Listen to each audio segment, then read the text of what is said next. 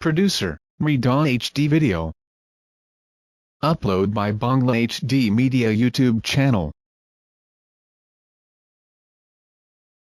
الصلاة والسلام عليك سيدي يا رسول الله. الصلاة والسلام عليك سيدي يا رحمة للعالمين. الحمد لله رب العالمين والعاقبة للمتقين،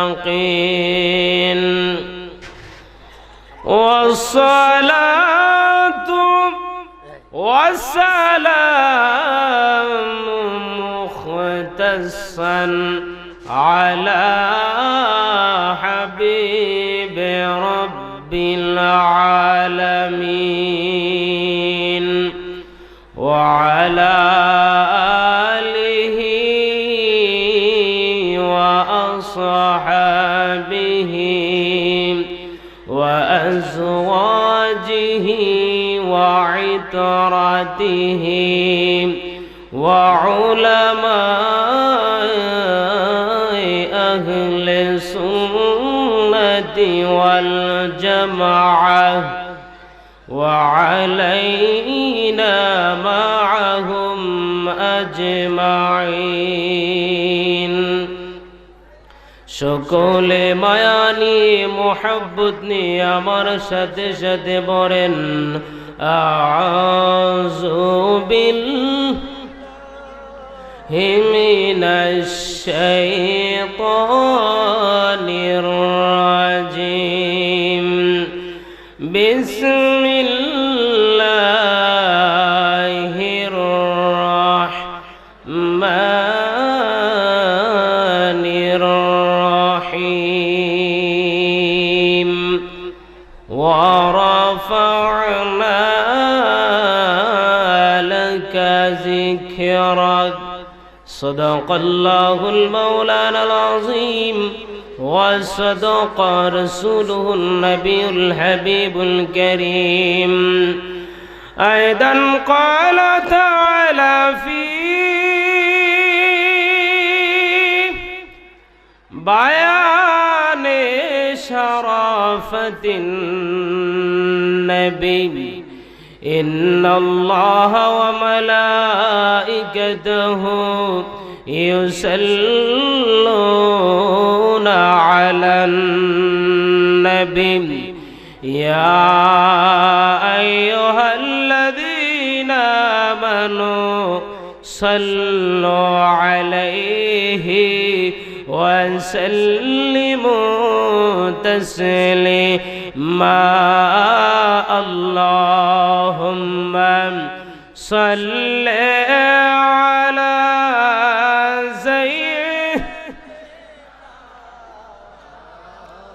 Producer, Rida HD Video. محمد وعلى آل سيدنا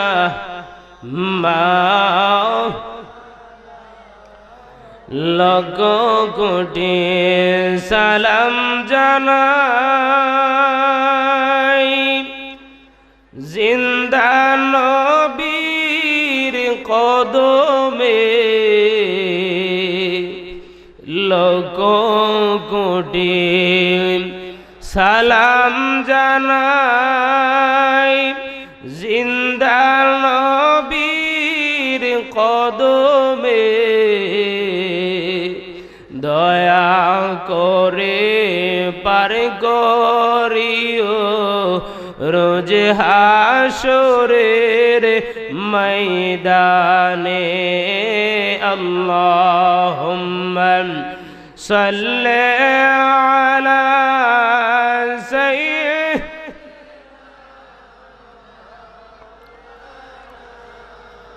محمد وعلى آل سيدنا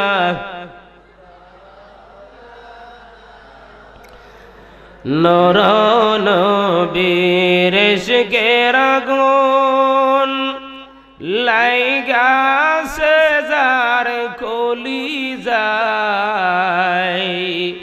ঘরে বাড়ি সারিয়া কান্দে বসে সেজন নিরালায় আল্লাহুম্মা সাল্লি আলা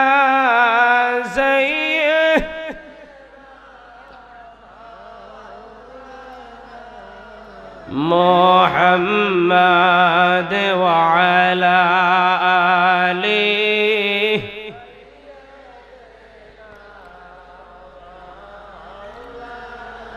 আল্লাহুম্মা সাল্লি ওয়া সাল্লিম ওয়া বারিক আলাইহি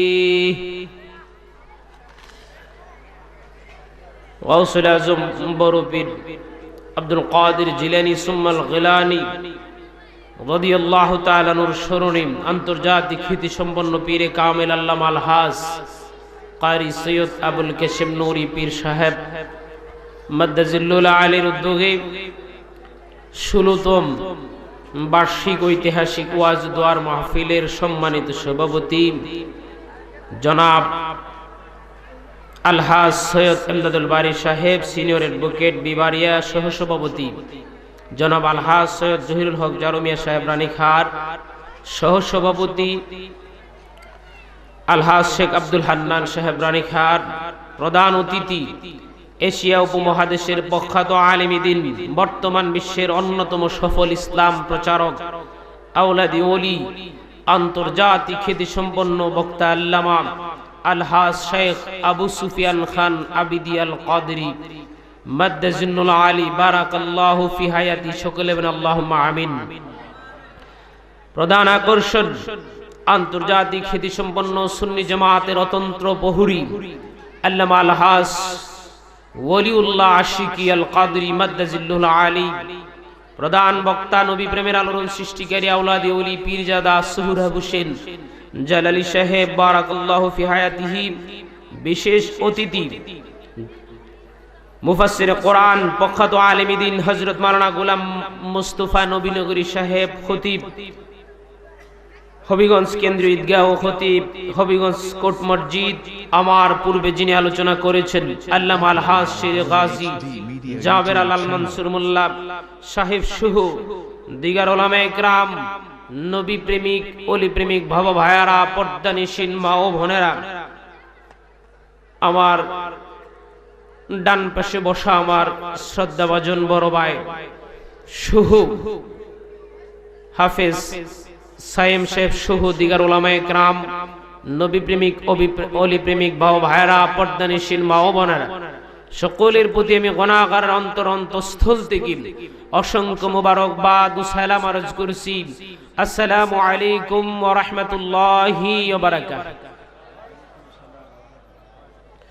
মহান রব্বুল আলামিন মায়া করে মোহাব্বত করে ওলি আল্লাহর দরবারে মিলাদুন নবীর চাঁদে বেহেশতের বাগানে আসার বসার তৌফিক দিয়েছেন। এই জন্য সকলে কণ্ঠ উচ্চ করে আমার সাথে সকলে বলেন আলহামদুলিল্লাহ। লক্ষ কোটি দুরুদ সালাম নূরে মুজাসসাম সাইয়্যিদুল আনবিয়া ওয়াল মুরসালিন আলেমে মা কানা ওয়া মা ইয়াকুন রাহমাতুল লিল আলামিনের নূরানি কদম মুবারকে, যেই নবীর উম্মত হওয়ার জন্য আমরা আল্লাহর কাছে ফরিয়াদ করি নাই, না চাওয়া ফরিয়াদ কবুল করে রাহমাতুল লিল আলামিনের উম্মত বানিয়ে এই পৃথিবীতে আমাদেরকে প্রেরণ করেছেন। এই জন্য সকলে উচ্চ কণ্ঠে বলেন আলহামদুলিল্লাহ। সম্মানিত উপস্থিতি, কথা বলতে হয় অবস্থার আলোকে।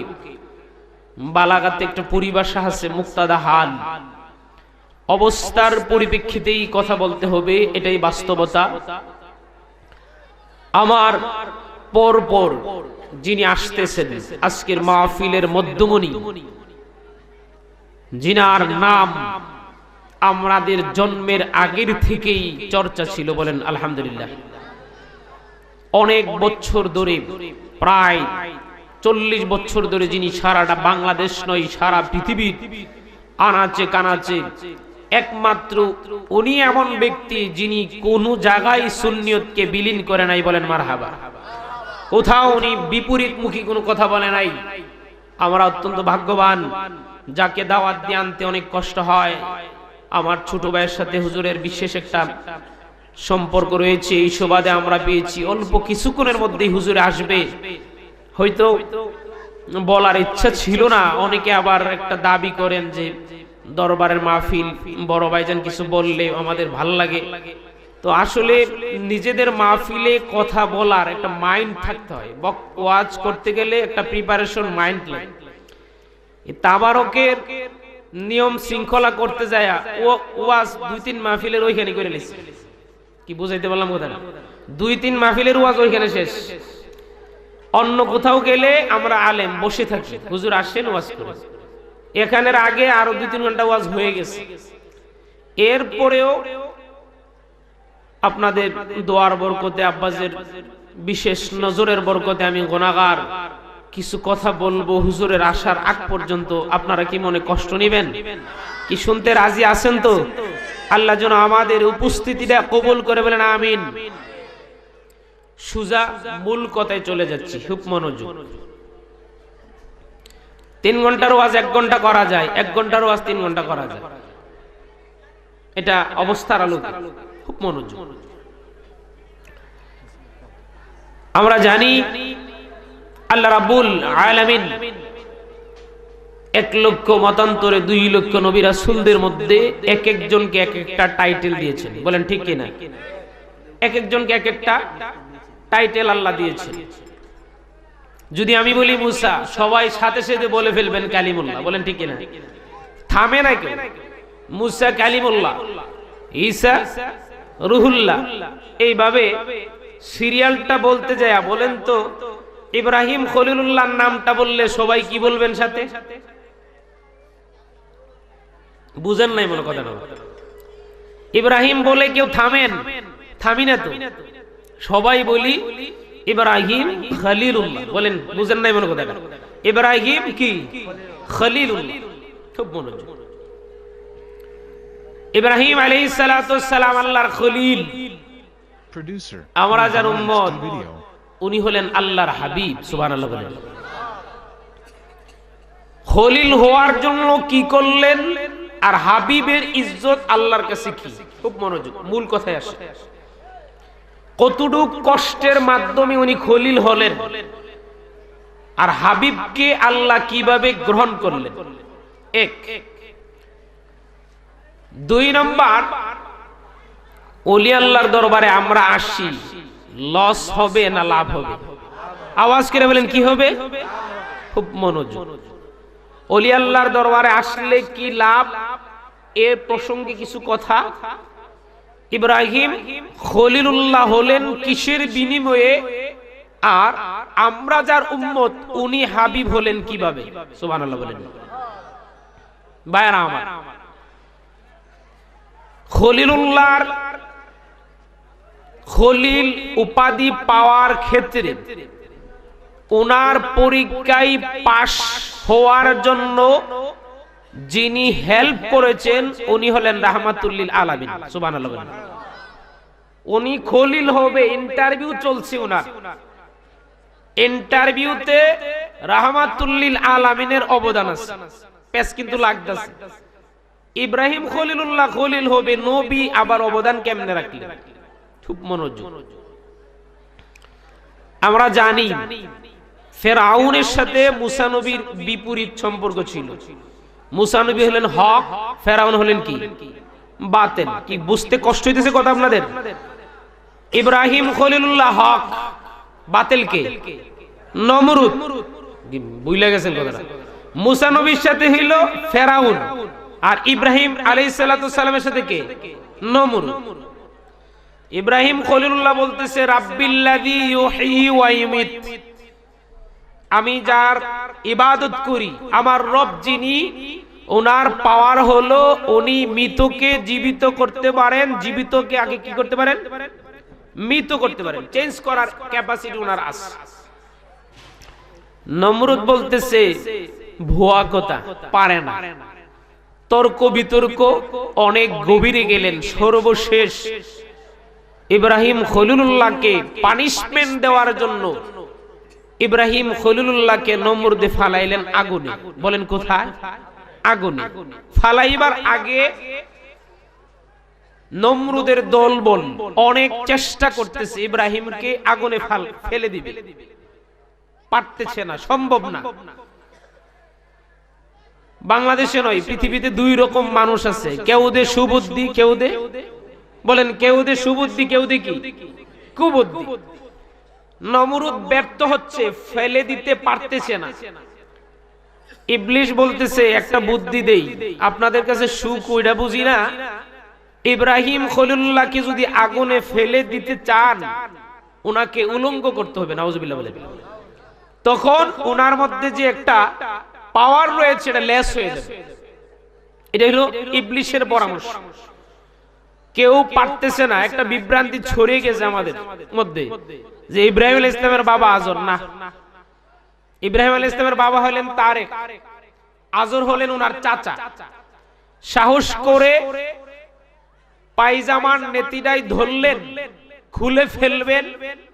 এই অবস্থায় আসমান থরথর করে কাঁপতেছে।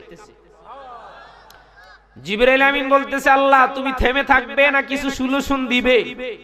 পারতেছি না। কেন? চোখের সামনে তোমার একজন নবী বেইজ্জতি হওয়ার অবস্থা তৈরি হয়ে যাচ্ছে। টানটা দিবে, খুলে যাবে। ইব্রাহিম কলঙ্কিত হলে কলঙ্কের দাগটা তোমার মধ্যে একটা প্রভাব পড়বে। কি করবে? একটু ধারা। ইব্রাহিম খলিলুল্লাহর চাচা এই না আপনার নেতিরাই ধরে টান দিবে, জিবরাইল আমিন জান্নাত থেকে একটা জান্নাতি পোশাক পরাই দিবে। এই শুরু হয়ে গেল ইব্রাহিম নবীর সাথে। আছে কে বলেন? আওয়াজ করে বলেন কে? বুঝতেছে না। জান্নাতি পোশাকটা এদিকে টান দিল, পরায় দিলেন। এই পোশাকটা সময়ের পরিবর্তনে ইয়াকুব আলাইহিস সালাতু সালামের কাছে পৌঁছেছিল। এই পোশাকটা যখন ইয়াকুব নবী ইউসুফকে হারিয়ে চোখ অন্ধ হয়ে গিয়েছিল, ইব্রাহিম খলিলুল্লাহকে জিবরাইল যে পোশাকটা নমরুদে আগুনে ফেলার আগে দিয়েছিল, কালের পরিবর্তনে ওই পোশাকটা ইয়াকুব নবী থেকে ইউসুফ, আবার ঘুরে যখন ইউসুফ নবীর এই পোশাকটা ইয়াকুব নবীর সামনে আনলেন, এই পোশাকটার তাসিরে ইয়াকুব নবীর অন্ধত্ব দূর হইয়া দৃষ্টিশক্তি ফিরে আসবে। আমার ভাইয়েরা, আল্লাহ রাব্বুল আলামিন কি খেলা খেললেন! ইব্রাহিম আলাইহিস সালাতু ওয়াস সালাম কে আমার আল্লাহ আগুনে, ইব্রাহিমকে নমরুদ যখন আগুনে ফেলে দিলেন, ইব্রাহিম নবী জার জার করে কাঁদতেছে, প্রভু প্রভু আমার কি এমন অপরাধ ছিল যেটার কারণে আমাকে আগুনে ফেলে দেওয়া হয়েছে? ইব্রাহিম নবী দুইটা চোখের পানি দিয়া দয়াময় আল্লাহর ডাইকে বলে, আল্লাহ পৃথিবীর কেউ আমার পক্ষে নাই, তুমি আমার পক্ষে থাকলে আর কেউ আমার পক্ষে লাগবে না। ইব্রাহিম নবী চোখের পানি ফেলে জার জার করে কাঁদতেছে। পানি নিয়ন্ত্রণকারী ফেরেশতারা ইব্রাহিম খলিলুল্লাহর কাছে চলে আসলেন, এসে বলেন, ইব্রাহিম আপনার কষ্ট আর মানতে পারতেছি না, কষ্ট বেশি লাগতেছে, যদি একটু সুযোগ দেন আমরা একটা উপকার করতে চাই। আল্লাহর পক্ষ থেকে দায়িত্ব নিয়ে আমরা পানি নিয়ন্ত্রণ করে 1 সেকেন্ডের ভিতরে নমরুদের আগুনে পানি ঢেলে দিব। এই পানিটা নিভে যাবে, এই আগুনটা নিভে যাবে। এই পানির প্রভাবে আগুনটা নিভে গেলে ঠান্ডা হয়ে যাবে, আপনার আর কষ্ট হবে না। ইব্রাহিম খলিলুল্লাহ বলেন, লাগবে না, লাগবে না, সাহায্য লাগবে না, কারণ সাহায্যের দরকার নাই। আমি আরামে আছি না, কষ্টে আছি। কেউ না দেখলেও দেখে বলেন কে? আওয়াজ করে বলেন কে? ইব্রাহিম খলিলুল্লাহ বলে, কেউ না দেখলেও আমার আল্লাহ দেখতেছে দূরে চলে যান, সাহায্য লাগবে না। এবার বাতাস নিয়ন্ত্রণকারী ফেরেশতা এসে বলে, ইব্রাহিম আগুনের ভিতরে জ্বলতেছে না, আর ভালো লাগতেছে না, কষ্ট লাগতেছে, যদি একটু সুযোগ দেন 1 সেকেন্ডের ভিতরে বাতাসের মাধ্যমে নমরুদের আগুনটা দূরে নিয়ে যাব, আপনার আর কষ্ট হবে না। ইব্রাহিম বলে, লাগবে না, লাগবে না, কষ্টে আছি না, আরামে আছি, কেউ না দেখলো আমার আল্লাহ দেখে। এবার পানি নিয়ন্ত্রণকারী ফেরেশতা চলে গেলেন, বাতাস নিয়ন্ত্রণকারী ফেরেশতা চলে গেলেন। দুই ফেরেশতা যখন চলে গেল আল্লাহ রাব্বুল আলামিনের কাছে, জিবরাইল আমিন বলেন, প্রভু হে আমার, পানি নিয়ন্ত্রণকারী ফেরেশতারা ব্যর্থ হয়ে গেল, আগুন নিয়ন্ত্রণকারী ফেরেশতারা ব্যর্থ হয়ে গেল, যদি একটু সুযোগ দেন, আমি জিবরাইল আমিন, রুহুল আমিন বিশেষ পাওয়ার আল্লাহ আপনি আমাকে দিয়েছেন, আমি যাই ইব্রাহিমকে একটু সাহায্য করব। জিবরাইল আমিন নিজের পরিচয় দিয়া বলেন, ইব্রাহিম আমি জিবরাইল আমিন, আগের ফেরেশতাদের সাহায্য ফিরাইয়া দিয়েছেন, হয়তো মনে করেছেন তাদের সাহায্যটা ভিআইপি নয়, স্পেশাল নয়, আমি জিবরাইল আমিন আপনাকে ওয়াদা দিতেছি আমার সাহায্যটা তাদের মতো নরমাল হবে না, ভিআইপি হবে। ইব্রাহিম খলিলুল্লাহ বলে, নরমাল সাহায্যের দরকার নাই, ভিআইপি সাহায্যের দরকার নাই, চলে যান, চলে যান, আমার কারো সাহায্য লাগবে না, আমার সাহায্যকারী হলেন আমার আওয়াজ করে বলেন কে? আমার ভাইয়েরা, আল্লাহ রাব্বুল আলামিনের রহমতের সাগরে উইঠা গেলেন। আমার আল্লাহ বলে, ইব্রাহিম রে, পানি নিয়ন্ত্রণকারী ফেরেশতার সাহায্য নিলি না, বাতাস নিয়ন্ত্রণকারী ফেরেশতার সাহায্য নিলি না, জিবরাইল আমিনের সাহায্য নিলি না, সব সাহায্য ক্যান্সেল করে আমার উপরে নির্ভর করলে। আমার ভাইয়েরা, আল্লাহ রাব্বুল আলামিন বলে, ইব্রাহিম রে, আমার উপরে নির্ভর করলে আমি যদি তোকে সাহায্য না করে, তোর তাওয়াক্কুলের ভিতরে ঘাটতি আসবে, তোর মনে একটা চিন্তা আসবে, কেমন আল্লাহর বান্দা হইলাম, যেই আল্লাহ বান্দার উপকারে আসে না, যেই আল্লাহ বান্দার বিপদের সময় সাহায্য করে না। এই কথাটা আল্লাহ চিন্তা করে ইব্রাহিম খলিলুল্লাহর আগুনকে লক্ষ্য করে বললেন, ইয়া নারু কুনি বারদান ওয়া সালামান আলা ইব্রাহিম। জোরে জোরে বলেন সুবহানাল্লাহ। আচ্ছা বলেন তো, আগুন রে কি হইতে বলছে? কি হইতে? আরামদায়ক, ঠান্ডা নাকি? আওয়াজ করে বলেন, কি আরামদায়ক, ঠান্ডা। বলছিলাম ইব্রাহিম খলিল হওয়ার পিছনে নবীর অবদান আছে, খুব মনোযোগ।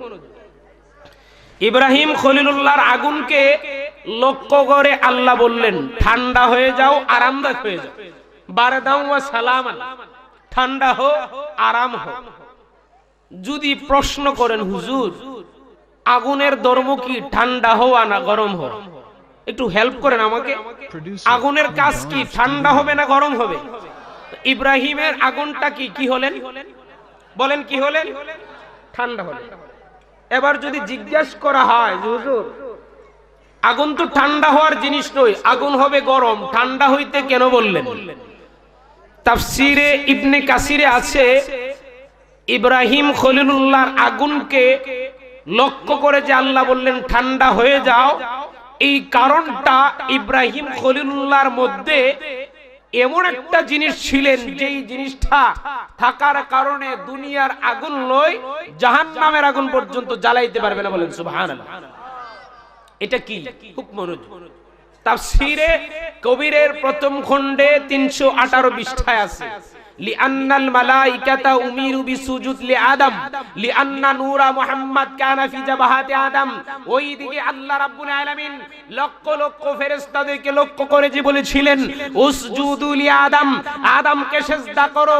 ইবলিস বলে, আমি আদম নবীর সাথে বেয়াদবি করে বরবাদ হয় নাই, মূলত জাহিরি দৃষ্টিকোণ থেকে সিজদাটা ছিল আদম নবীকে লক্ষ্য করে, মূলত বিষয়টা এমন নয়। ফখরুদ্দিন রাজি রাহমাতুল্লাহ আলাইহি বলে, ফেরেশতাদেরকে লক্ষ্য করে যে আল্লাহ বলেছেন আদমকে সিজদা করো, এর কারণ হলো আদম নবীর কপালে ছিল নূরে মুহাম্মদের নূর। বলেন সুবহানাল্লাহ। নূরে মুহাম্মদের কি ছিল? নূর মুবারক ছিল। ঠিক তদ্রূপ এই দিকে যখন ইব্রাহিম খলিলুল্লাহ কে আগুনে রাখলেন, জ্বলে নাই কেন? খুব মনোযোগ। ইব্রাহিম জ্বলে নাই কেন? যেই কারণে ইসমাইলও জব হয় নাই, ওই কারণে। সুবহানাল্লাহ। সবাই বলেন আলহামদুলিল্লাহ। আমাদের সাবেক চেয়ারম্যান অত্যন্ত আন্তরিক মানুষ, উনি এসেছেন, আল্লাহ যেন ওনার হায়াতে বরকত দান করবেন, আমিন। এবং অত্যন্ত এই রাস্তা দিয়ে আপনারা যে আসছেন, ওনার সময় এটা কাজ করার ছিল, উনি যখন ছিল না ওইটা প্রসেসিং হইয়া আমরা পাইছি, বলেন আলহামদুলিল্লাহ। অত্যন্ত আন্তরিক ওনাতে, এবং সমাজ সেবক এই ধরনের যারা আছে তাদেরকে যেন সমাজের উন্নয়নে আল্লাহ সহযোগিতা করে, বলেন আমিন। শেষ কাজটা করছে, বলেন মারহাবা, বলেন মারহাবা। খুব মনোযোগ। আল্লাহুম্মা সাল্লি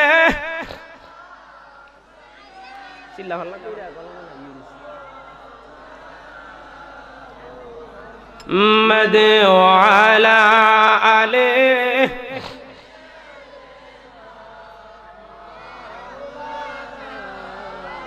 মুহাম্মাদ। আল্লাহুম্মা সাল্লি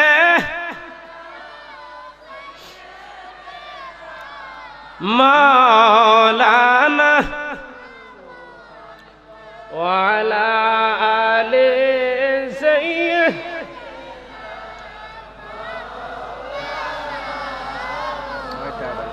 আমার ভাইয়েরা, যেই কারণে ইব্রাহিম খলিলুল্লাহ আগুনে জ্বলে নাই, ওই কারণে ইসমাইল, ইব্রাহিম খলিলুল্লাহর কলিজার টুকরা ইসমাইল ওই কারণে জব হয় নাই।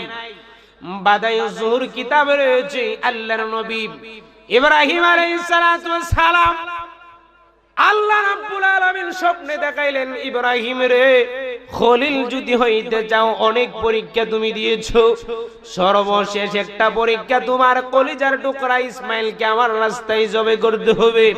ইব্রাহিম খলিলুল্লাহ বলে, প্রভু একটা সন্তান নয়, তুমি খুশি হইলে আমি লক্ষ সন্তান দিল তোমার রাস্তায় কুরবানি করব।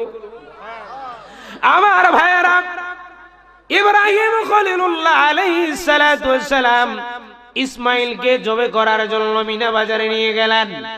শরীরটা ভালো করে দাঁড়ানো করলেন, অনেক ভাবে আঘাত করতেছি, ইসমাইলের গলা কাটে না। রাগ করে ছুরিটা একটু দূরে ফেলে দিলেন, এই ছুরিটা উড়ে যায় পয়রা একটা পাথরের উপরে পড়ে পাথরটা দুই ভাগ হয়ে গেছে, বলেন সুবহানাল্লাহ। ইব্রাহিম খলিলুল্লাহ কিরে, আমার ছেলের গলা কাটে না, ওই দিকে একটা পাথর মিডলে পড়ে দুই ভাগ হয়ে গেছে, কারণটা কি? ইব্রাহিম খলিলুল্লাহ একটা টেনশনে পড়ে গেলেন। এই টেনশনে উনি কি বুঝতেছে না বিষয়টা, ওনার মাথায় আসতেছে না, আমার ছেলের গলা কাটে না, আর আচ্ছা ছুরি দিয়ে কি পাথর কাটা যায়? কি বলেন, পাথর কাটা যায়? পাথরের মিডলে পড়ে পাথরটা দুই ভাগ হয়ে গেছে। ইব্রাহিম খলিলুল্লাহ টেনশনে পড়ে গেলেন, আরে পাথর কাটতেছে অথচ আমার ছেলের গলা কাটতে পারতেছি না, কারণ কি? টেনশনে যখন পড়ে গেলেন, হয়রানিতে পড়ে গেলেন, আল্লাহ রাব্বুল আলামিনের দরবারে ইব্রাহিম আলাইহিস সালাতু ওয়াস সালামের হাতের ছুরি আল্লাহর কাছে কিছু কথা বলার অনুমতি চাইলেন, বলেন সুবহানাল্লাহ। আমার ভাইয়েরা, ইব্রাহিম খলিলুল্লাহর হাতের ছুরি আমার আল্লাহকে বলে, এ প্রভু, কথা বলার সুযোগ দাও তোমার নবী ইব্রাহিমের সাথে, আমি দুই চারটা কথা বলবো। আল্লাহ বলে, কথা বলার অনুমতি দিলাম, তুমি একটু কথা বলতে পারো। সরি বলে, ইব্রাহিম আমার বলে রাগ করবেন না, একবার নয় লক্ষ কোটি বার আপনি আঘাত করতে পারেন, আমি ইসমাইলের গলা কাটতে পারবো না। ও কেমনে কেন পারবে না? কারণটা কি বলো?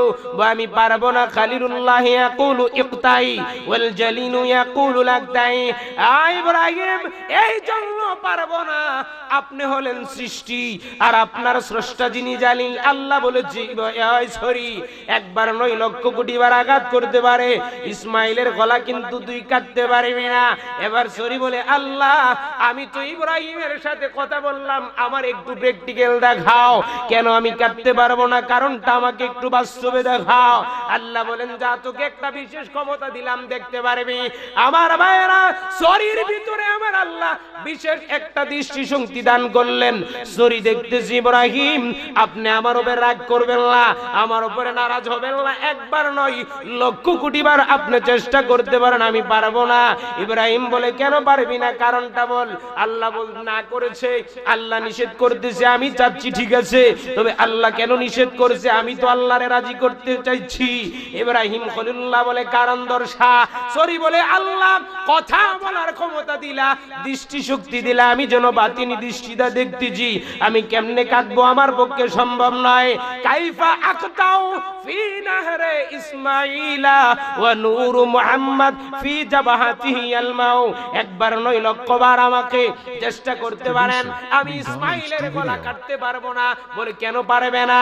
কারণ আমাকে আল্লাহ কথা বলার ক্ষমতার সাথে বিশেষ একটা দৃষ্টি শক্তি দিয়েছে। ওই দৃষ্টি দিয়া আমি তাকাইয়া দেখি ইসমাইলের কপালে রহমাতুল লিল আলামিনের নূর জগ জগ জগ করে। আমার ভাইয়েরা, ওই দিকে ইসমাইলের কপালে নূরে মুহাম্মদীর নূর থাকার কারণে আমার আল্লাহ ইসমাইলকে জ্বলাই নাই। ওই দিকে আদম নবীর কপালে নূর থাকার কারণে ফেরেশতাদেরকে লক্ষ্য করে আল্লাহ বললেন সেজদা করার জন্য। এই নূরটা ইসমাইলের আগে ছিল না, এই নূরটা ছিল আমার আল্লাহ ইসমাইলের আগে ইব্রাহিম খলিলুল্লাহর কপাল মুবারকে দিয়েছে। আমার ভাইয়েরা, রাহমাতুল লিল আলামিনের নূর মুবারক ইসমাইলের আগে ইব্রাহিম খলিলুল্লাহর কপালে থাকার কারণে আমার আল্লাহ বলেছে ওই ইব্রাহিমকে যে আগুন জ্বালানোর জন্য নমরুদ জ্বালিয়েছিল, নূরে মুহাম্মদীর নূরের কারণে আমার আল্লাহ বলেছে আগুন রে, আমি তুই বেয়াদবি সব জায়গায় করতে পারোস, ইব্রাহিমের সাথে তুই পারবি না। আগুন বলে কেন পারবো না? আমার ধর্ম তো হলো জ্বালিয়ে দেওয়া, আমার ধর্ম ঠান্ডা হওয়া নয়, আমার ধর্ম হইল গরম হওয়া। আমি কেন ঠান্ডা হব? তাফসীর ইবনে কাসিরের ভিতরে রয়েছে, ও ইব্রাহিমের আগুন রে, আমার সাথে তর্ক করিস না। ঠান্ডা হওয়া কারণ যদি নাও থাকে, আজকে ঠান্ডা হতে হবে। কারণ হলো ইব্রাহিমের কপালে আমার নবী রাহমাতুল লিল আলামিনের নূর মুবারক আমি আমানত রেখেছি। আমার ভাইয়েরা, ইব্রাহিম খলিলুল্লাহ খলিল হয়েছেন, নূরে মুহাম্মদীর নূরের বরকতে আগুন থেকে বেঁচেছেন। ইসমাইল জবে হয়ে যাইতো, নূরে মুহাম্মদীর নূরের কারণে ছেলে জব হয় নাই। তাইলে ভাইয়েরা আমার, উনি খলিল উপাধি পেয়েছেন সত্য, ছেলে কুরবানি করা লাগে নাই।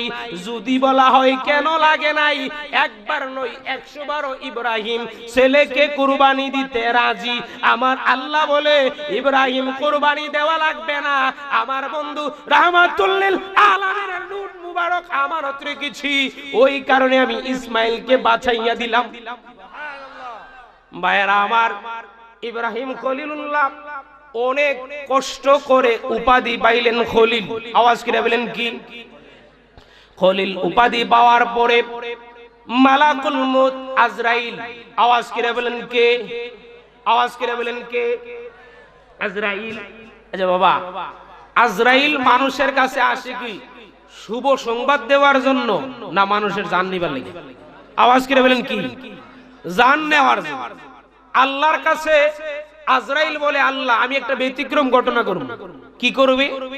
আমার কাজ শুভ সংবাদ দেওয়া নয়, দুঃসংবাদ দেওয়া। আমার পরে সবাই বলবে ইন্না লিল্লাহ, কেউ আলহামদুলিল্লাহ বলবে না। আমার একটু সুযোগ দেন, আমার মন চাচ্ছে এত কষ্ট করে যিনি খলিল উপাধি পাইলেন ওনার কাছে যাই আমি সালাম দিয়া এই কথাটা বইলা দিতাম যে আল্লাহ ওনারে খলিল বানাইছে। আওয়াজ করে বলেন কি বানাইছে? তাইলে জিবরাইলের আগমন শুভ সংবাদ, আজরাইলের আগমন শুভ সংবাদ নয়।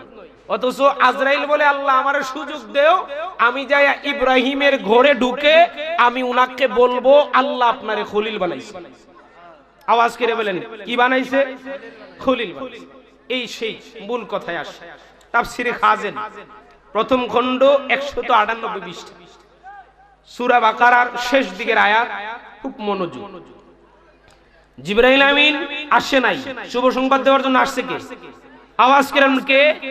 আজরাইলের কাজ কি শুভ সংবাদ দেওয়া? দেওয়া না, আল্লাহর কাছে বলছে আল্লাহ আমাকে সুযোগ দেন, আমি ইব্রাহিমকে শুভ সংবাদ দেব। ইব্রাহিম খলিলুল্লাহর অভ্যাস ছিল, উনি আগিয়ারুন নাস ছিলেন। আগিয়ারুন মানে বুঝছেন? আত্মসম্মান বোধ। একটা বলে না যে লোকটা অনেক প্রেস্টিজ বজায় চলে, ওয়েট বজায়। ইব্রাহিম খলিলুল্লাহর একটা বিশেষ বৈশিষ্ট্য ছিল, উনি যখন ঘর থেকে চলে যাইতেন ওনার ঘরের দরজা বন্ধ করে দিতেন। সুবহানাল্লাহ বলেন। সম্মানিত মানুষ এমনই করে, দরজা মধ্যে খুইলা যায় এলোমেলো, এরকম না। কারণ ওজিফার একটা তসবিহ থাকে আলাদা। ওলি আল্লাহর রুম কি খোলামেলা থাকে না, একটু বন্ধ থাকে। বন্ধ থাকে ওনার আমল করার জন্য। ইব্রাহিম খলিলুল্লাহ যখন চলে যাইতেন দরজা অফ, হঠাৎ করে ইব্রাহিম খলিলুল্লাহ আয়েশা দেখে দরজা খোলা, ভিতরে একটা লোক বসে রয়েছে। সুবহানাল্লাহ বলেন।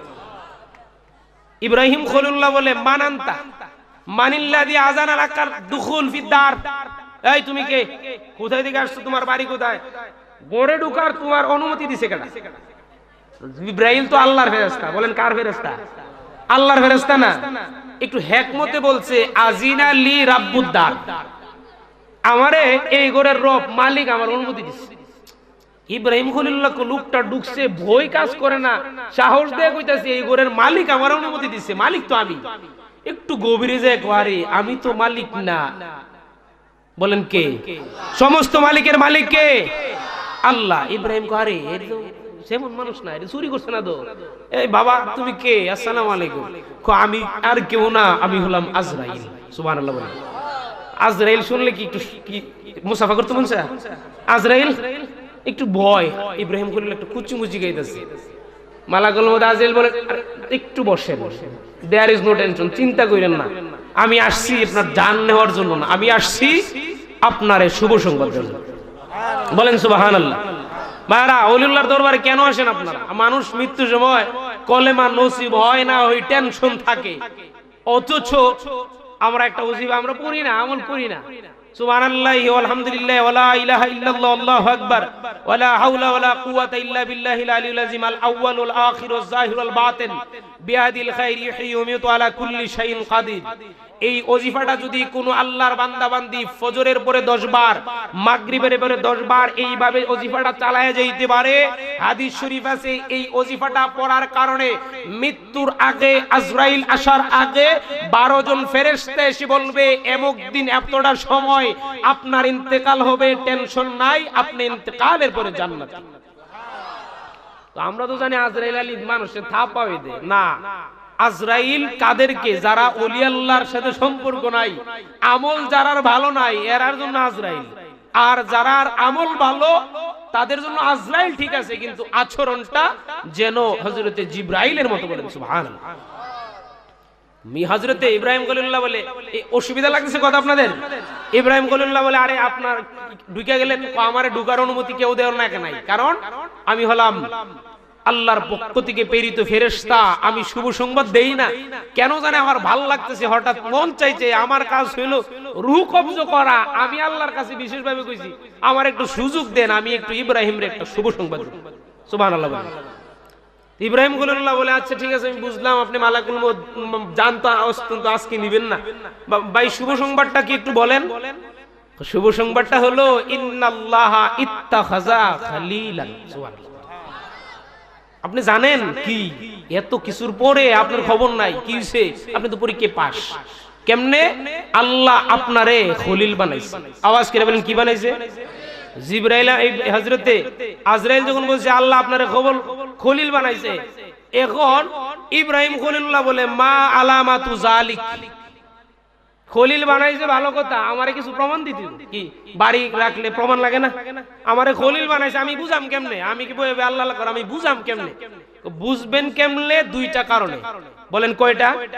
দুইটা। এক নম্বর হইলো আইয়ুজিবাল্লাহু দুআকা আইয়ুহিয়াল মাউতা বিসওয়ালিক। দুইটা কারণে আপনি বুঝবেন আপনি খলিল। একটা কারণ হলো আপনি যখন দোয়া করবেন আল্লাহ দোয়া কবুল করব। আওয়াজ করে বলেন কি করব? কবুল করব। এক। দুই নম্বর, আপনি যদি মৃত জিনিসকে জীবিত করতে বলেন আল্লাহর হুকুমে সেটা জীবিত হয়ে যাবে। আচ্ছা, পাওয়ার দিলে একটু সামনে আসেন, সামনে আসেন। পিছনে যারা আছেন দাঁড়ায় রয়েছে, কষ্ট হইতেছে, একটু সামনে আসেন। লা ইলাহা ইল্লাল্লাহ, লা ইলাহা।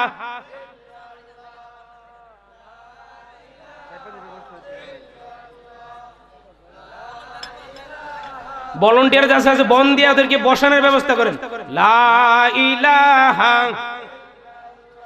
ও লা ইলাহা ও লা ইলাহা ও লা ইলাহা।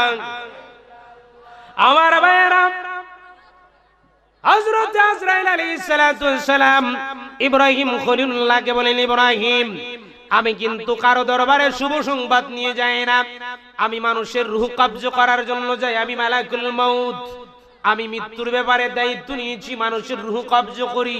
আমি আপনার দরবারে হঠাৎ কেন জানে মন চাইলো আপনারে দুইটা শুভ সংবাদ দেমু। এক নাম্বার আপনারে আল্লাহ খলিল বানাইছে, একটা শুভ সংবাদ দেমু। ইব্রাহিম বলে যে আজরাইল কেমনে আমি বুঝবো? এক নাম্বার বুঝবেন, আপনি যখন আল্লাহর কাছে দোয়া করবেন এই দোয়াটা আমার আল্লাহ কবুল করবে।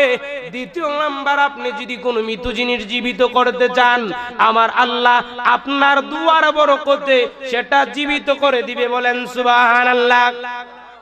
আমার ভাইরা, এই ক্ষমতা পাওয়ার পরে তাফসীরে খাজিনের ভিতরে রয়েছে আল্লাহর নবী সাইয়েদনা ইব্রাহিম খলিলুল্লাহ বাহারে তাবারি বলা হয় যেই নদীর পানি আপ ডাউন করে, জোয়ারের সময় বাড়ে, বাটার সময় চলে যায়, অথবা কক্সবাজারের পানি ধরতে পারেন, এই পানি 20 হাত দূরে, এই পানি আবার 20 হাত উপরে, এই যে আপ ডাউন করলে এই তাফসীরি কিতাবের ভিতরে রয়েছে এটারে বলা হয় বাহারে তাবারি।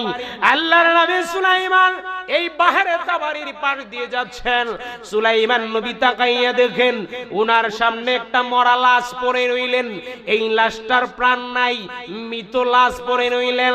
যখন পানিটা নিচে চলে যায়, উপরের প্রাণী যারা পানিতে থাকে না, স্থলে যারা থাকে ওই পানিগুলা খায়, প্রাণীগুলা খায়। আবার যখন পানিটা নিচে চলে যায়, পানির নিচে চলে যায়, সমুদ্রের মাছ খায়। আবার যখন চলে যায় আকাশের পাখি উড়ে এসে ওনার ওই মৃত্যু লাশটা খায়। সুলাইমান হযরত ইব্রাহিম খলিলুল্লাহ অনেকক্ষণ চিন্তা করলেন, চিন্তা করলে ফাতাআজ্জাবা, উনি চিন্তিত হয়ে গেলেন কেমনে এটা সম্ভব। আমার আল্লাহ এই মৃত্যু পানিটার এই মৃত্যু পানির বডিটার কিছু অংশ মাছের পেটে যাচ্ছে, কিছু পাখির পেটে যাচ্ছে, কিছু আবার আপনার কুকুরের পেটে যাচ্ছে, হিংস্র প্রাণীর পেটে যাচ্ছে।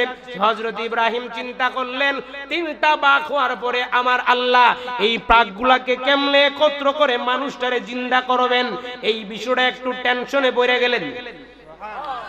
ওই দিকে জিবরাইল আমিনের না আয়েশা হযরতে আজরাইল বললেন, ইব্রাহিম আপনার বিশেষ নিদর্শন হলো খলিল বানাইলো, মৃত জিনিস আপনি যদি দোয়া করেন আমার আল্লাহ জীবিত করবে। এই চিন্তাটা যখন ওনার ধরল, উনি বললেন বাস্তবে প্র্যাকটিক্যাল দরকার। ইব্রাহিম খলিলুল্লাহ বলে, আল্লাহ আমাকে কিছু বাস্তবতা দেখাও। আমার আল্লাহ বলে, আমি যে মৃত্যুর পরে আবার জীবিত করতে পারি সেটা কি তুমি মানো না? তো আমি আল্লাহ মানি, তবে চোখে দেখলে যেমন বিশ্বাস হয় শোনার বিশ্বাসটা কিন্তু এমন নয়। আমার আল্লাহ বলে, ইব্রাহিম যদি বিষয়টা এমন হয় আমি আল্লাহ তোমাকে বলি তুমি একটা কাজ করো, ওই মৃত্যু ব্যক্তিটার 3টা বন্ডক হয়ে গেল, এগুলা কেমনে আমি জীবিত করব? তুমি বিশ্বাস করো যে সত্য, প্র্যাকটিক্যাল যদি দেখতে চাও একটা কাজ করো, তুমি 4টা পাখি ধরে জবাই করে প্রত্যেকটা পাখির 4টা ভাগ করো। এইভাবে একটা পাখি ধরো, একটা পাখির নাম হইল ময়ূর। সুবহানাল্লাহ বলেন। আমার ভাইরা, আল্লাহ রাব্বুল আলামিন ইব্রাহিমকে বললেন, ইব্রাহিম খলিল যে বানাইলাম বিশ্বাস হয় না? কো আল্লাহ হয়, মৃত্যুর পরে জীবিত করতে পারি বিশ্বাস হয় না? কো হয়, হইলে কেন? কো বাস্তবতাটা দেখলে মনে শান্তি পাবো, লিয়াতমিন্না কালবি, আমার অন্তরের প্রশান্তি পাবো, এই জন্য আমি আল্লাহ দেখতে চাই। আমার আল্লাহ বলে, ইব্রাহিম 4টা পাখি ধরে জবাই করো। বলে, আল্লাহ আমি কোনগুলা ধরবো? তোমার ইচ্ছা যেই পাখি সেগুলা ধরো। আমার আল্লাহ ইব্রাহিম খলিলুল্লাহকে কোনো নির্দিষ্ট করে বলে নাই যে তুমি কবুতর ধরো, টিয়া পাখি ধরো, ময়না পাখি ধরো। অনেক ভাইয়ারা আমার হাকিকতের ওয়াজুব মনোযোগ, ইব্রাহিমকে আল্লাহ মার্ক করে নাই ময়না ধরো, টিয়া ধরো, দুয়েল পাখি ধরো, কোনো মার্ক করে নাই। আমার আল্লাহ বলেন, খুজ আরবাতা তায়ের, 4টা পাখি ধরো তোমার ইচ্ছা অনুযায়ী। ইব্রাহিম খলিলুল্লাহ লক্ষ লক্ষ পাখির ভিতরে 1 নম্বর ইব্রাহিম চয়েস করলেন ময়ূর। বলেন কি? ময়ূর। এবার যদি বলা হয় তাফসীর খাজিনের ভিতরে রয়েছে, ও ইব্রাহিম লক্ষ লক্ষ পাখির ভিতরে এক নাম্বার তুমি ময়ূর কেন ধরলা? বারা আমার অলির দরবারে আসছেন, পীরের দরবারে আসছেন, ময়ূর ইব্রাহিম কেন ধরলেন? হাকিকত শুনেন। এবার যদি ইব্রাহিমকে জিজ্ঞাসা করেন, ও ইব্রাহিম খলিলুল্লাহ, আমার আল্লাহ মার্ক করে নাই, লক্ষ লক্ষ প্রাণীর ভিতরে আপনি কেন ময়ূরকে মার্ক করলেন? ইব্রাহিম বলে আমি মার্ক করছি একটা কারণ, ময়ূরের ভিতরে রয়েছে সিদ্ধাতুল সগফ, ময়ূরের ভিতরে আছে সিদ্ধাতুল সবব বিহুব্বি জিনাতে ওয়া তাওয়াজ্জুবি ওয়াল খুয়াইলা ওয়া তাকাব্বুরে। ভাইরা আমার ওলির দরবারে এসেছেন, আমিত্ব বিলীন করে দিতে হবে। আপনি বড় মানুষ, আপনার ভিতরে অনেক কিছু আছে, অনেক কিছু জানেন, এই মাইন্ডটা যদি নিয়ে ওলির কাছে আসেন কিচ্ছু পাইবেন না। ভাইরা আমার চুনাকান্দার মরহুমে আউয়াল আব্দুর রহমান হানাফি রাহমাতুল্লাহ আলাইহির মতো, প্রফেসর আব্দুল খালেক রাহমাতুল্লাহ আলাইহির মতো এত বড় উচ্চ তবকার ওলি হওয়ার পরেও উনাদের পীর ও মুর্শিদের কাছে যখন যাইতেন বলতেন, বাবা আমাদের মধ্যে কোনো ইলম নাই, শরীয়ত নাই, তরিকত নাই, আমরা কিচ্ছু নাই। যেন আমি একজন মূর্খ নিরহংকার ভাবে যখন ওলির দরবারে যাওয়া যায়, গ্লাসের ভিতরে পানি থাকলে পানি ঢালা যায় না, পানি যখন না থাকে ওই গ্লাসের ভিতরে পানি রাখা যায়। ওলির দরবারে আসেন লক্ষ প্রাণীর ভিতরে আমার আল্লাহ কেন এক প্রথমে ময়ূরকে পছন্দ করলেন? তাফসিরে খাজানের ভিতরে রয়েছে ময়ূরের ভিতরে আছে অহংকার, ময়ূরের ভিতরে আছে আমিত্ব। ময়ূর নিজেকে অনেক শ্রেষ্ঠ মনে করে, তার দৃষ্টিতে সবাই নিকৃষ্ট, সে হইল উৎকৃষ্ট। ইব্রাহিমকে আমার আল্লাহ মার্ক করে নাই, ইব্রাহিম নিজ থেকে ময়ূরটা পছন্দ করলেন একটাই কারণ, ও দুনিয়ার মানুষ রে, আমার আল্লাহ নির্দিষ্ট করে প্রাণী জবে করার কথা বলে নাই। আমি প্রথমে ময়ূরকে নিলাম, কেন নিলেন? এই ময়ূরের ভিতরে আছে অহংকার, আমি ময়ূর জবে করি নাই। তোমাদেরকে একটা জিনিস বুঝাই দিচ্ছি, হাকিকতে ওলি আল্লাহ যদি হইতে চাও, ওলির সুবত যদি পাইতে যাও, আমিত্ব বিলীন করতে হবে, নিজেকে জিরো মনে করতে হবে। ময়ূরের মতো অহংকার নিয়ে যদি চলো, ওলি হইতে পারবে না। ইব্রাহিম বলে আমি ময়ূর জবে করি নাই, আমি ময়ূরের অহংকারটা জবে করে এই জিনিসটা বুঝাই দিলাম। আমার আল্লাহরে পাইতে গেলে অহংকার বিলীন করতে হবে। আমার আল্লাহ বুঝাই দিলেন, আমার আল্লাহ ইব্রাহিমকে নির্দিষ্ট করে নাই, ও ইব্রাহিম তোমার ইচ্ছা, তুমি যেটা ইচ্ছা সেটা ধরতে পারো, দুয়েল পাখি ইচ্ছা দুয়েল পাখি ধরতে পারো, টিয়া পাখি মহিনা পাখি যেটা ইচ্ছা সেটা ধরতে পারো। ইব্রাহিম বলে আল্লাহ আমি দুয়েল ধরলাম না, টিয়া ধরলাম না, ময়ূর কেন ধরলাম? আমি চিন্তা করে দেখলাম ময়ূর জব করা মানে উম্মতে মুহাম্মদী নয়। আমার এই জবের পর থেকে এই জিনিসটা রেকর্ড হয়ে যাবে, কিয়ামতের আগ পর্যন্ত তোমার বান্দারা যেন এই নির্দেশনা পাইতে পারে, এই শিক্ষাটা পাইতে পারে। ময়ূর জব নয়, ময়ূরের অহংকার জব মানে অহংকার বিলীন করলেই আমার আল্লাহরে বলেন কারে পাওয়া যায়? আওয়াজ করে বলেন কারে? ওলি আল্লাহ হয় যারা অহংকার আছে ওরা, না যারা অহংকার নাই ওদের? আওয়াজ করে বলেন, বুঝতেছেন কথা? তাইলে ওলির দরবারে আসছেন, নিজের কি বড় কিছু মনে করে আসলে কিছু নিয়ে যাইতে পারবেন না জিরো মনে করে আইলে? গ্লাসে পানি থাকলে পানি লওয়া যায় না, বলেন কোন গ্লাসে পানি লয়? বলেন আওয়াজ করে বলেন কোন গ্লাসে? খালি গ্লাস। আমাকে অনেক কিছু বলে, অনেক কিছু বড় আলেম এসে, কিন্তু আমি যখন মান করবেন না, হুক মনোযোগ, তরিকতটা ভিন্ন জিনিস। অনেক লোক এমনও বলে যে আপনি তো আপনার আব্বার চেয়ে ভালো হয়ে গেছে, তখন আমি সাথে সাথে গোপনে কানে ধরি, এটাই বুঝি এই চিন্তাটা যদি আমার কাছে আসে আমি শেষ, আমি তো ফুলফিল, আমি নেব কি? আমি খালি, আমি এই ওয়াজ করতেছি, আমার কোনো এলেম নাই, কিচ্ছু নাই, যা কিছু আমার নানা জানের দোয়া এবং আব্বাজির রুহানি তাওয়াজ্জু। বলেন আলহামদুলিল্লাহ। এটা বললেন আমারে লসে ফেলাই দিলেন, গ্লাসটা ফুলফিল করে দিলেন, আমি আর কিচ্ছু রাখতে পারবো না, আমি খালি, আই এম এমটি, কিচ্ছু নাই। যদি বাবাজি নজর করে, ওলি আল্লাহর নজর করে কিছু আসবে, বলেন ঠিক কিনা? আর আমি যদি বই রইতাই তো তো সারছু, বইলা যদি ফসা পানি দিয়া যদি গ্লাস বইরা রাখেন কি কোন খাওয়ান যাবে? বলেন খাওয়া যাবে? ফসা পানি দিয়ে। এখন যদি আমি বলি আমি অনেক কিছু জানি, এটা ফসা পানি, এই ফসা পানি দিয়ে গ্লাস ভরা, অরিজিনাল পানির দেখার পাবো না। বাবা ওলির দরবারে আসছেন, এই দরবার নয়, সারা পৃথিবীর ওলি আল্লাহর যেইখানে যাবেন, খাজা গরিবে নওয়াজ আজমিরি রাহমাতুল্লাহ আলাইহি এত বড় একজন উচ্চ তবকার ওলি আল্লাহ ছিলেন। ওনার পীর ও মুর্শিদ উসমান হারুনি রাহমাতুল্লাহ আলাইহি 12 বছর ইবাদত, 12 বছর খিদমত করেছেন। এই জিনিসটা কোনোদিন বুঝতে দেয় নাই যে আমি বাবার চেয়ে বড় হবে হবে না। পীরের চেয়ে যদি মুরিদ নিজেকে যোগ্য মনে করে, ওই যেই গ্লাসে পানি থাকলে আবার পানি রাখা যায় না, পীরের চেয়ে বা শিক্ষকের চেয়ে ছাত্র যদি নিজেকে যোগ্য মনে করে, ওই ছাত্র শিক্ষক থেকে কোনো কিছু, বলেন কোনো কিছু কি অসুবিধা লাগতেছে আপনাদের? আল্লাহুম্মা সাল্লি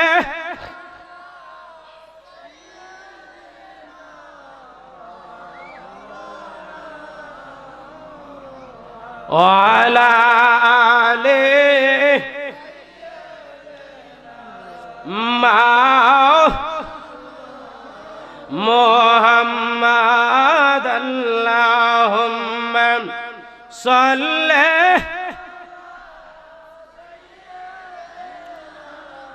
মাওলানা মুহাম্মদ ওয়ালা আলিহি।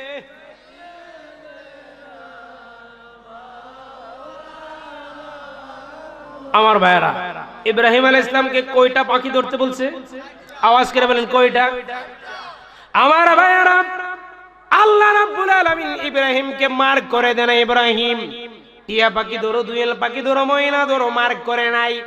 ইব্রাহিমকে যখন স্বাধীনতা দিলেন, উনি বলে পাখি জব করব না, পাখির বদ অভ্যাসটা জবে করে মানুষকে ওলিউল্লাহ হওয়ার জন্য আমি একটা হিকমত বর্ণনা করে যাব। এরপরে 2 নাম্বার, ইব্রাহিম আলাইহিস সালাম জবে করলেন একটা শকুনকে। বলেন কাকে? শকুন, নাসর বলা হয়। ও ইব্রাহিম, কেন লক্ষ লক্ষ প্রাণীর ভিতরে আপনি শকুনকে মার করলেন? শকুনকে কেন আপনি জবে করলেন? তাফসীর খাজিনের মধ্যে রয়েছে লিমা ফিহি মিন শিদ্দাতিল শগফ বিল আকাল। আকল মানে হইল আকল নয় আকল, হামজা কাফ লাম, আকল মানে খাওয়া। ইব্রাহিম খলিলুল্লাহ আলাইহিস সালাতু ওয়াস সালাম শকুনকে জব করলেন। যদি বলা হয় কেন করলেন, শকুনের ভিতরে একটা বদ অভ্যাস রয়েছে, সেটা হলো খায় বেশি। কি করে? মানুষ বেশি আইলে কোন আরে তোমরা হুইনের মতন খায়, একটা কথা আছে না, ও শকুনের মতন খা। ইব্রাহিম খলিলুল্লাহ শকুনকে জব করলেন। বলেন কি কে? শকুনকে। এর কারণ শকুন খাবারের প্রতি বেশি লোভী। শিদ্দাতুশ শগফ বিল আকল, না খেলে তার হয় না, যে কোনো ভাবে উদুর পূর্তি করে খেতে হয়। ইব্রাহিম খলিলুল্লাহ বলে আমি এই শকুনটা জব করি নাই, শকুনের ভিতরে যে একটা লোভ রয়েছে, অর্থাৎ খাবারের প্রতি একটা বিশেষ চাহিদা। আচ্ছা বলেন তো, ওলি আল্লাহরা কি বেশি খাইতে চায় না কম খায়? আওয়াজ করে বলেন কি? কম। তাইলে শকুন জব করে এটাই বুঝাইলেন ইব্রাহিম খলিলুল্লাহ, যদি ওলি হইতে যাও, শকুনের মধ্যে যে বদ অভ্যাসটা আছে এটা আমি জবে করে দিলাম, অর্থাৎ তুমি ওলি হইতে গেলে মুখটা তালা দিয়ে দাও। সুবহানাল্লাহ। খাই নাই পাই নাই, যত বেশি খাইবেন, বেশি খাওয়ার থেকে আপনার ঘুম বেশি হবে, বেশি খাওয়া থেকে ইস্তেঞ্জা বেশি হবে। এই বেশি না খাওয়ার ভাইরা আমার, সোনাকান্দার মরহুম আউয়াল আব্দুর রহমান হানাফি রাহমাতুল্লাহ আলাইহির সাহেবজাদা আবু বকর মুহাম্মদ শামসুল হুদা রাহমাতুল্লাহ আলাইহি, উনি হাজার হাজার মানুষের সামনে অনেক আয়োজন থাকতো, উনি কি করতেন, একটা ছোট্ট একটা চুলা সাথে রাখতেন, একটা মানে অল্প কিছু চাউল আর একটা 2টা আলু, এটা দিয়ে কোনো মতে ওলি আল্লাহরা খাওয়ার জন্য বাঁচতে নাই, বাঁচার জন্য খাইতেন। সুবহানাল্লাহ। কোন মতে প্রাণটা ঠান্ডা রাখার জন্য। তাইলে কি বুঝলাম, ইব্রাহিম খলিলুল্লাহ শকুনটা জব করে কি বুঝাই দিলেন, যে ওলি হইতে গেলে শকুনের যে বদ অভ্যাসটা রয়েছে, খাবারের প্রতি বেশি আকর্ষণ, এই খাবারের প্রতি যখন বেশি আকর্ষণ তৈরি হয়, হালাল খাবার দিয়ে যখন মানুষ কভার দিতে পারে না, তখন এই মানুষ যা কোন দিকে? বলেন কখন কোন দিকে যায়? হারামের দিকে। তাইলে হারামের আরাম নাই, হারামের কি নাই? আরাম নাই। তাইলে বোঝা গেল ওলিউল্লাহ হইতে গেলে, ওলিউল্লাহ হইতে গেলে শকুনের মতো বেশি খাওয়ার অভ্যাসটা আমাদের কি করতে হবে? আওয়াজ করে বলেন কি করতে হবে? ত্যাগ করতে হবে। গেল 2। 3 নম্বর, ইব্রাহিম খলিলুল্লাহ আলাইহিস সালাতু ওয়াস সালাম জবে করলেন কাক। কি জবে করলেন? কাক। এটা বলে গুরাফ কাক, আমরা হয়তো বলি কাওয়া, এটা একটা আঞ্চলিক ভাষা, কাক। এখন বলা হয় হুজুর ইব্রাহিম খলিলুল্লাহ কেন কাকটা জব করলেন? হুকম নুজুল। অসুবিধা লাগতেছে আপনাদের? কেন কাক জব করলেন? কারণ কি? কারণ কাক জব করার কারণ হলো, কাকের ভিতরে এখানে বলছে যে লিমা ফিহি মিন শিদ্দাতি শগফ বিহুব্বিন নিকাহ, নেকা দ্বারা এখানে সরাসরি নেকা বুঝাই নাই, অর্থাৎ কাকের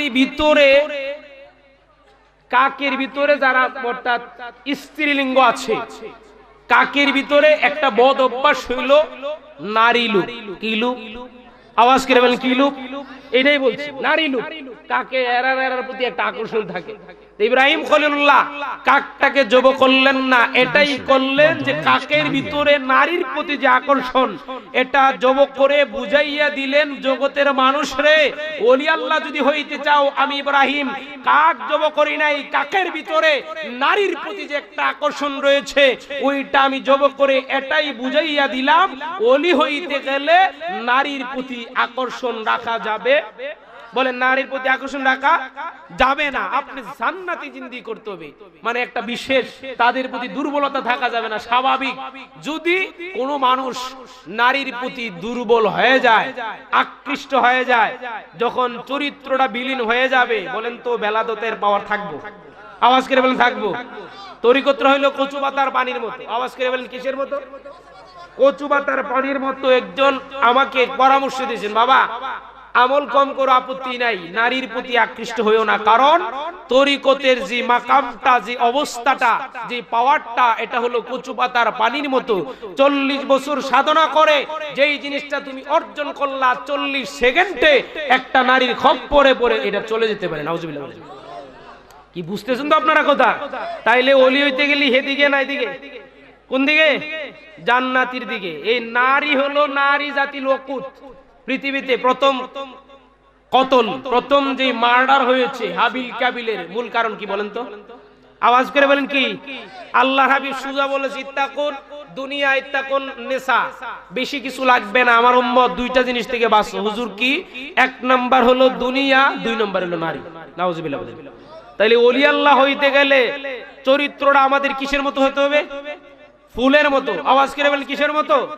তো নারীর প্রতি আকর্ষণ হলে কি ফুলের মতো চরিত্র থাকবো? তাইলে ইব্রাহিম খলিলুল্লাহ এটাই বুঝাই দিলেন, আমি কাক জবে করি নাই, কাকের ভিতরে একটা বদ অভ্যাস, বদ খাসলত রয়েছে, নারীর প্রতি আকর্ষণ আমি বুঝাইয়া দিলাম। ওলি হইতে গেলে নারীর প্রতি আকর্ষণ থাকা যাবে? বলেন থাকা যাবে? আমার ভাইয়েরা, এরপরে ইব্রাহিম খলিলুল্লাহ, ইব্রাহিম আলাইহিস সালাতু ওয়াস সালাম 4টা প্রাণীর ভিতরে জবে আগে কয়টা করছে বলেন? কয়টা? 3টা। 4 নম্বর ইব্রাহিম খলিলুল্লাহ আলাইহিস সালাতু ওয়াস সালাম 4 নম্বর জবে করলেন। এখানে যে প্রাণীরা দিয়েছি, কেন ইব্রাহিম আলাইহিস সালাতু ওয়াস সালাম এগুলা করলেন? বলে আইয়াসিরা লাহু ইলমাল ইয়াকিন আইনুল ইয়াকিন। ইব্রাহিম খলিলুল্লাহকে ওই দিকে জিবরাইল আমিন বলেছেন, হযরতে আজরাইল বলেছেন আপনাকে খলিল বানাইছে। কি ভুলে গেছেন আপনারা যে আপনারে খলিল বানাইছে? ইব্রাহিম বলে খলিল বানাইছে, ভালো কথা, তাইলে আমার প্রমাণ কি? তো প্রমাণ হইল আপনি যদি বলেন মৃত জিনিস জীবিত করার জন্য, আপনার দুয়ার বরকতে আমার আল্লাহ জীবিত করে দিবেন।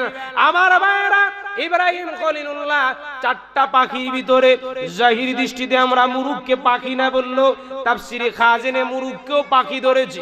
ইব্রাহিম খলিলুল্লাহ মুরুগকে জব করলেন। 1 নম্বর ময়ূর, 2 নম্বর কাক, 3 নম্বর জব করলেন শকুন, 4 নম্বর আমরা হয়তো মুরুগকে পাখি বলি না, তাফসিরের ভাষায় মুরুগকেও পাখি বলা হয়েছে। আমার আল্লাহ ইব্রাহিম খলিলুল্লাহকে বলেন ইব্রাহিম 4টা পাখি ধরো। জাহিরি দৃষ্টিতে আমরা যেগুলাকে প্রাণী মানি, পাখি মানি, 3টা ধরলেন। এরপরে 4 নম্বর ইব্রাহিম খলিলুল্লাহ মুরুগ ধরলেন। এবার যদি জিজ্ঞেস করায় হুজুর মুরুগকে কেন ইব্রাহিম খলিলুল্লাহ জবে করলেন না করলো পারতেন? আমার ভাইয়েরা, ওলির দরবারে আসছেন, এই জবের হাকিকতটা থেকে কিছু শিক্ষা নিয়ে যান। আমার ভাইয়েরা, আল্লাহ রাব্বুল আলামিন ইব্রাহিমকে মার্ক করে দেয় নাই। ইব্রাহিম নিজের ইচ্ছা থেকে প্রথমে ময়ূর নিলেন, 2 নম্বর শকুন নিলেন, 3 নম্বর আপনার কাক নিলেন, 4 নম্বর ইব্রাহিম খলিলুল্লাহ মুরুগ নিলেন। এবার যদি বলা হয় কেন নিলেন, ইব্রাহিম খলিলুল্লাহ বলে আমি তাকাইয়া দেখলাম, বাতিনিরা চিন্তা করে দেখলাম মুরুগের ভিতরে লুব রয়েছে। বলেন কি রয়েছে? হরস, হ্যারেস হারাস মানে লোভ, লিমা ফিহি মিনাল হারাসি ইলা তাআমে। ইব্রাহিম খলিলুল্লাহ বলে মুরগকে জবাই করলাম আমি, এর কারণ হইল আমি দেখলাম মুরগির ভিতরে লোভ রয়েছে, খাবারের জন্য বেশি আকর্ষণ, চাওয়া পাওয়া মুরগির ভিতরে বেশি। ইব্রাহিম খলিলুল্লাহ বলে খলিল যদি আমি খলিল হয়েছি, আমার আল্লাহ মার করে দেয় কোনটা জীবিত করতে হবে, কোনটা জবাই করতে হবে। এরপরে আমি মুরগ নিলাম, মুরগ নেওয়ার কারণ হইল মুরগের ভিতরে লোভ রয়েছে। ইব্রাহিম বলে আমি মুরগ জবাই করি নাই, মুরগের ভিতরে লোভটা জবাই করে এটা বুঝাইয়া দিলাম ওলি হইতে গেলে লোভ রাখা যাবে না। বলেন ঠিক কিনা? আওয়াজ করে বলেন ঠিক কিনা? আমরা তো বলি যে কি লোভে পাপ, পাপে বলেন পাপে কি? আওয়াজ করে বলেন কি পাপে কি? মৃত্যু। বুঝতে কষ্ট দিচ্ছে আপনাদের? তাইলে 1 নম্বর ময়ূরের অহংকার ছেড়ে দিতে হবে, 2 নম্বর নারীর লোভ ছেড়ে দিতে হবে, ইব্রাহিম খলিলুল্লাহর পাখি জবার ইতিহাস ব্যাখ্যা হাকিকত, 3 নম্বর ভাইরা আমার এই কাক, তার ভিতরে নারীর লোভ, শকুনের হলো খাবারের লোভ, আর ময়ূরের হলো অহংকার, 4 নম্বর মুরগির ভিতরে হলো লোভ।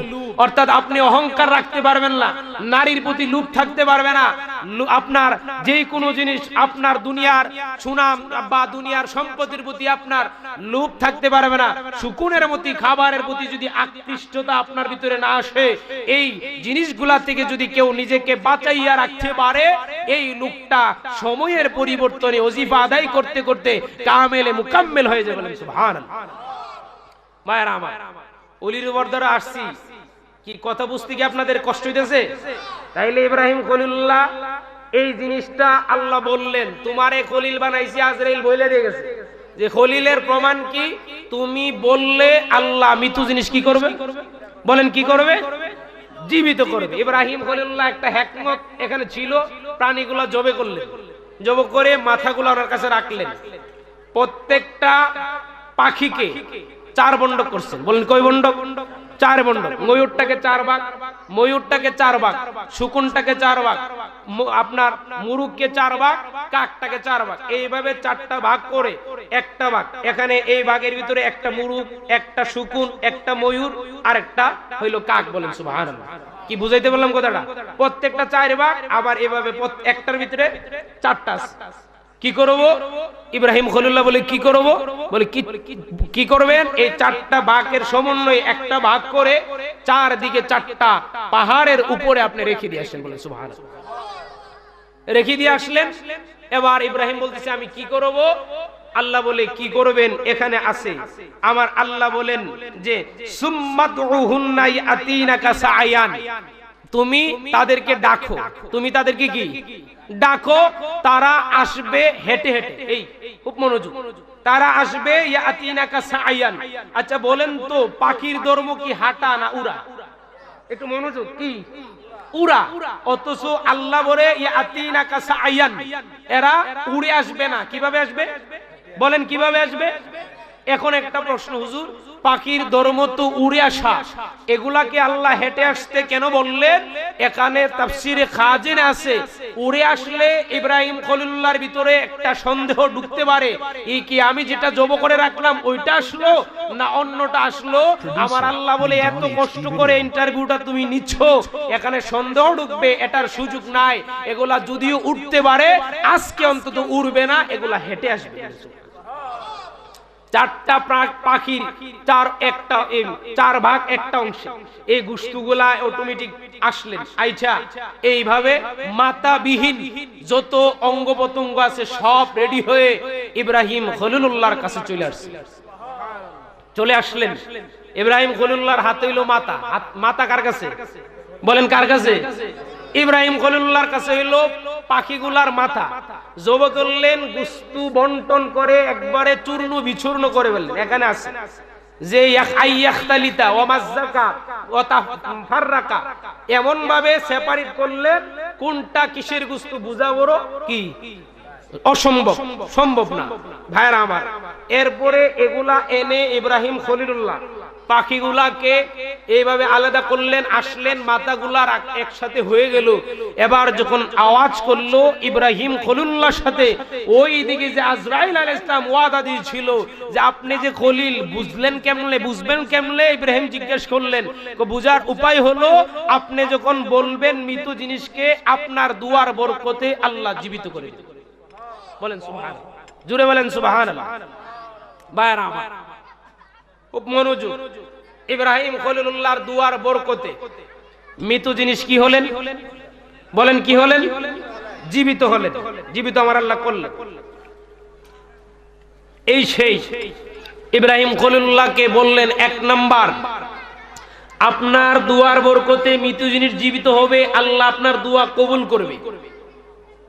ভাইরা আমার, বলেছিলাম শুরুতে যে ইব্রাহিম খলিলুল্লাহকে আল্লাহ খলিল বানিয়েছে, আর আমরা যার উম্মত উনি কি হাবিবুল্লাহ। আওয়াজ করে বলেন কি? তো খলিল হওয়ার পিছনে হাবিবুল্লাহর অবদান আছে। খুব মনোযোগ। এর খলিল কাকে বলে, হাবিব কাকে বলে, এটা জানার দরকার আছে কিনা বলেন। অসুবিধা লাগতেছে আপনাদের কি? কথা কি বেশি পেশ লাগতেছে আপনাদের কাছে? এক সবাই বলেন আল্লাহুম্মা সাল্লি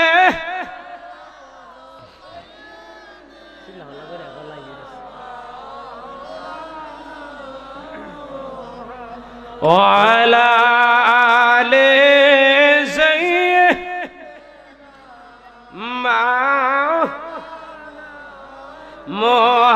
মুহাম্মাদ। আল্লাহুম্মা সাল্লি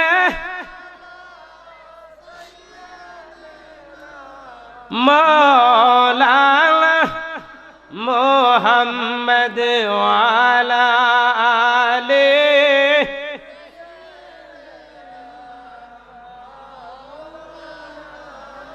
আমার ভাইয়েরা, এত কষ্ট করার পরে ইব্রাহিম খলিলুল্লাহ কইলেন, আমার আল্লাহকে একদিন বলেন, আল্লাহ আমারে খলিল বানাইলা, ইব্রাহিম আমি তোমার বন্ধু, কিন্তু তোমার বন্ধুর ইজ্জতটা কেমন আমি একটু জানতে চাই, আমার একটু বুঝাইয়া দাও। ইব্রাহিম খলিল হওয়ার পরে আমার আল্লাহর কাছে দোয়া করে, ওয়ালা তুখজিনি ইয়াউমা ইউবআসুন। প্রভু খলিল বানাইলা ভালো কথা, আমি একটা মুনাজাত তোমার কাছে করি আল্লাহ, হাশরের ময়দানে সমস্ত নবীদের উম্মতরা যখন পেরেশানিতে পড়ে যাবে, রাহমাতুল লিল আলামিনকে তুমি বিশেষ পাওয়ার দিবে। ও রাব্বুল আলামিন, ওই বিশেষ দিলে আমাকে কিন্তু তুমি ভুলে যাও না, আমারে তুমি ওয়ালা তুখজিনি ইয়াউমা ইউবাসুল, হাশরের দিন আমাকে লজ্জা দিও না। ইব্রাহিম আল্লাহর কাছে দোয়া করে, আমারে লজ্জা দিও না। আমার ভাইরা, ইব্রাহিম খলিলুল্লাহ আল্লাহর কাছে দোয়া করে, আমারে লজ্জা দিও না। এটা খলিলুল্লাহর দোয়া। আমার আল্লাহ বলে, ইব্রাহিম খলিলের দোয়াটা এমন হয়, হাবিবের দোয়াটা হয় এমন নয়। ও ইব্রাহিম, তুমি বলতেছো আলা তুখজিনি ইয়াউমা ইউবাসুন, আমারে লজ্জা দিও না। আমার আল্লাহ বলে, ইব্রাহিম যারে আমি হাবিব বানাইলাম উনারে তো দূরের কথা, ইয়াউমা লা ইউখজি আল্লাহুন নাবিয়্যা ওয়াল্লাযিনা আমানু মাআহু। আমার আল্লাহ বলে, ইব্রাহিম আমার কাছে তুমি দোয়া করতেছো, আমি যেন তোমারে লজ্জা না দেই, শরম না দেই। ও ইব্রাহিম রে, আমি যারে হাবিব বানাইলাম উনি এই দোয়া আমার কাছে করা লাগে নাই, আমি নিস্তিকা আমার হাবিব রে বইলা দিছি, হাবিব আমার হাশরের ময়দানে আপনাকে তো দূরের কথা, আপনার উম্মত যারা আছে তাদেরকেও আমি আল্লাহ লজ্জা দিব না। বলেন সুবহানাল্লাহ। আমার ভাইয়েরা, ইব্রাহিম খলিলুল্লাহ আলাইহিস সালাতু ওয়াসসালাম আল্লাহর কাছে দোয়া করলেন, ওয়াজনুবনি ওয়া বানিয়া আন না'বুদাল আসনাম। হে প্রভু, আমার আপনজন যারা তাদেরকে তুমি পাপ মুক্ত রাখো, পাপের সাথে যেন সম্পৃক্ত না হয়, পাপ থেকে কুলুষ মুক্ত তাদেরকে রাখো। ইব্রাহিমের দোয়া আমার আল্লাহ হাবিবুল্লাহর উম্মতের ব্যাপারে, বিশেষ করে পাক পাঞ্জাতনের ব্যাপারে বলেন, ইন্নামা ইউরিদুল্লাহু লিইউযহিবা আনকুমুর রিজসা আহলাল বাইতে। ওই দিকে আমার আল্লাহর কাছে ইব্রাহিম খলিলুল্লাহ বলে, আল্লাহ আমার আপনজনকে তুমি পাপ মুক্ত রাখো, কুলুষ মুক্ত রাখো। এটা হলো খলিলুল্লাহর দোয়া। এই দিকে হাবিবুল্লাহর ব্যাপারে আমার আল্লাহ বলে, হাবিব যিনি আমার কাছে এই দোয়া করে নাই, আমার আপনজনকে পাপ মুক্ত রাখো, কুলুষ মুক্ত রাখো, পাপ থেকে তাদেরকে মুক্ত রাখিও, এই দোয়া করে নাই। তাদের দায়িত্বটা আমি আল্লাহ নিয়ে বলেছি, ইন্নামা ইউরিদুল্লাহু লিইউযহিবা আনকুমুর রিজসা আহলাল বাইতে ওয়া ইউতাহিরাকুম তাদহিরা। হাবিব আমার, আপনি যেহেতু আমার হাবিব, এই জন্য ইব্রাহিম দোয়া করেছে ওনার আপনজনকে যেন আমি আল্লাহ আপনজনকে যেন পাপ মুক্ত রাখি। আপনি দোয়া করেন নাই, হাবিব হওয়ার কারণে আমি আল্লাহ আপনার দায়িত্ব নিলাম, আপনার আত্মীয়র দায়িত্ব নিলাম। এই পাক পাঞ্জাতনের ব্যাপারে আপনার বংশের মানুষ যারা রয়েছে তাদের ব্যাপারে আমি আল্লাহ জানাইয়া দিলাম, তাদেরকে পাপ মুক্ত রাখা আমি আল্লাহর দায়িত্ব। বলেন সুবহানাল্লাহ। আমি ওই যে একটা কথা বাকি ছিল, ওলি আল্লাহর সুহবত, যেহেতু দরবারের মাহফিলে আজকে না হয় অন্য সময় যে কোনো সময় বলবো, আমি আমার অগোছালো বক্তব্যের জন্য সকলের কাছে ক্ষমা প্রার্থী। আপনারা সবাই আমার জন্য দোয়া করবেন, আমি আপনাদের জন্য দোয়া করি। এই দরবারের পক্ষ থেকে আপনাদের সকলকে অসংখ্য ধন্যবাদ ও মুবারকবাদ জ্ঞাপন করে বিদায় আরজ করছি। ওয়া আখিরি দাওয়ানা আলহামদুলিল্লাহি রাব্বিল আলামিন। আসসালামু আলাইকুম ওয়া রাহমাতুল্লাহি ওয়া বারাকাতুহু।